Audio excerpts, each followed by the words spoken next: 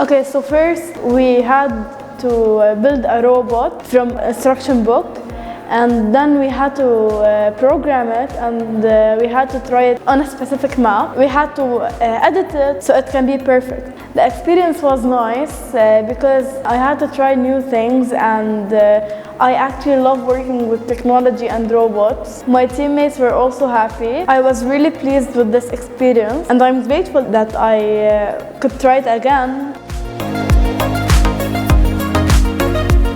Today we learned about programming a car by Rebuild Beirut. We learned to program this robot by making the car stop at a certain location and turn around, then start walking again. Me personally, I like working as a team, and I felt really happy because I like technology and programming robots. I learned today that you have to work hard to get to your goal. It's not easy, it doesn't happen in one night.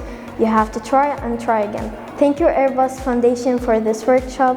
I'm really thankful.